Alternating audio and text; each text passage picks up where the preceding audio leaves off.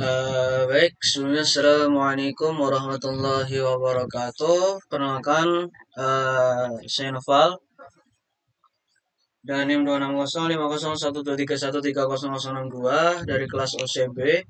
Baik, di sini saya akan kembali menjelaskan, mempresentasikan mengenai materi yang telah diberikan pada hari praktikum survei hidrografi di minggu lalu. Nah, jadi minggu lalu kita belajar mengenai RTK GNSS.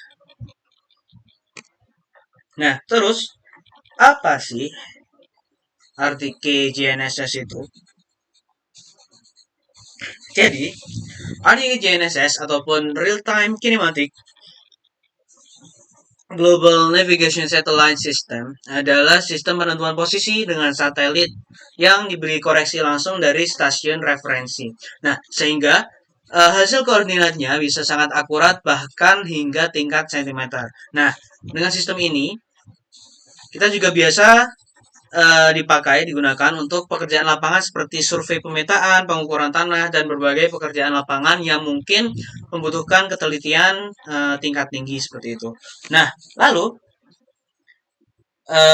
seperti ini sekiranya bentuk dari RTK GNSS.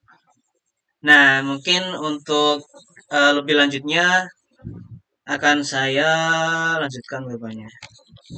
Nah, ini jadi seperti yang kita lihat juga sebelumnya.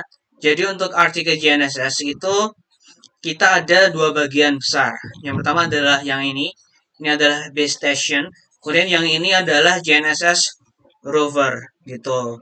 Nah, kemudian kita mulai bahas yang di base station. Nah, jadi base station sendiri adalah alat ataupun penerima sinyal satelit yang dipasang di satu titik tetap untuk mengirimkan koreksi posisi ke rover. Nah, base station ini berfungsi sebagai acuan karena posisinya sudah diketahui dengan sangat pasti sehingga koreksi yang dikirimkan membuat hasil posisi rover menjadi jauh lebih akurat. Nah, jadi base station ini nantinya akan kita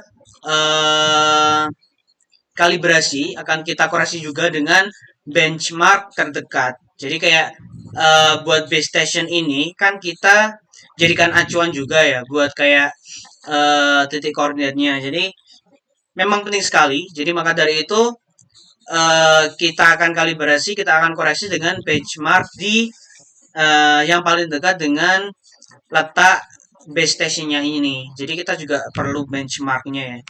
Nah, kemudian ini ada bagian-bagian dari base station juga.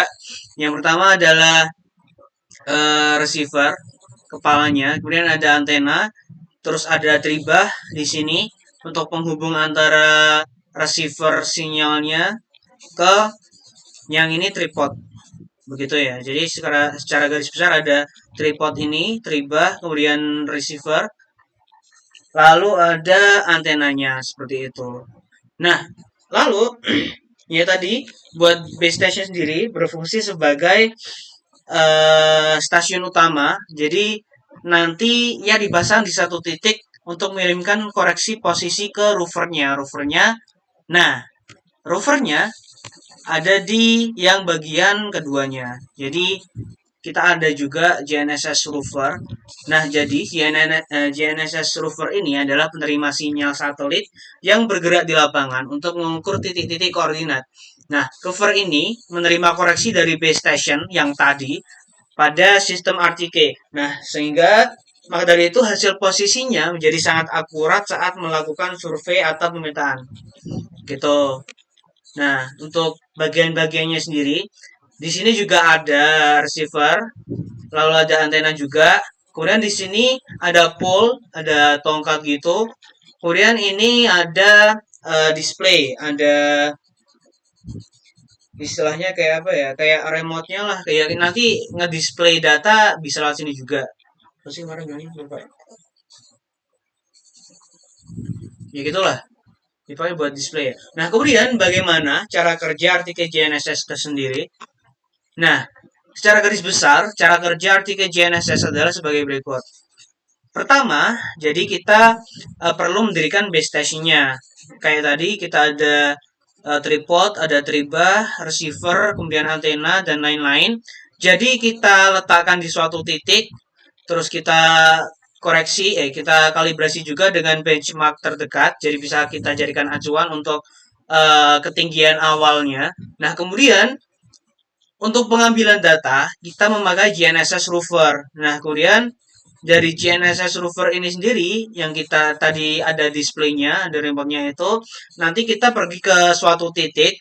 Nah, kemudian kita catat dengan apa namanya, operatingnya tadi, pakai remote-nya tadi, kita catat semisal di titik ini, terus kita tandain gitu. Nah, kemudian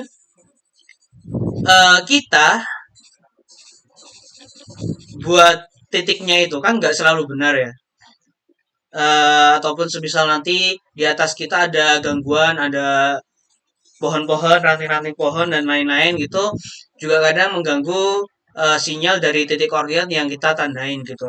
Nah, maka dari itu kita juga memerlukan kekuatan sinyal juga dari base stationnya, yang mana nanti dari base station sendiri akan mengoreksi data yang kita ambil dari rovernya sendiri begitu.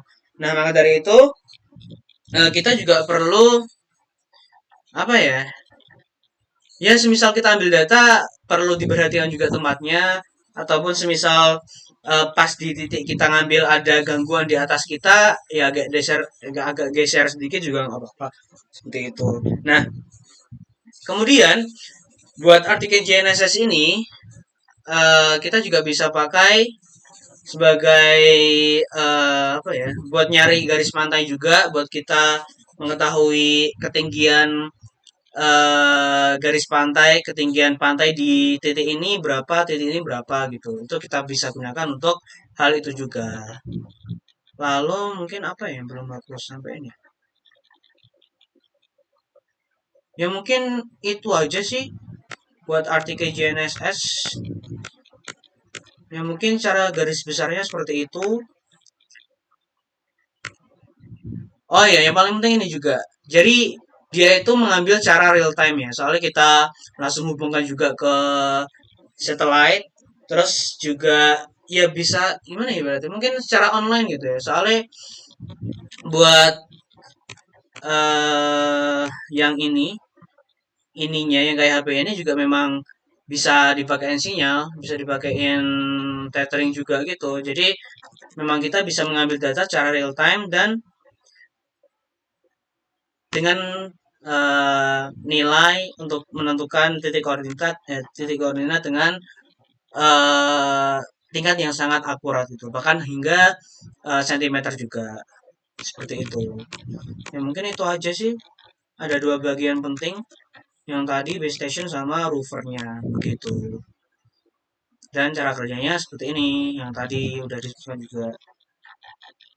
Ya mungkin itu aja.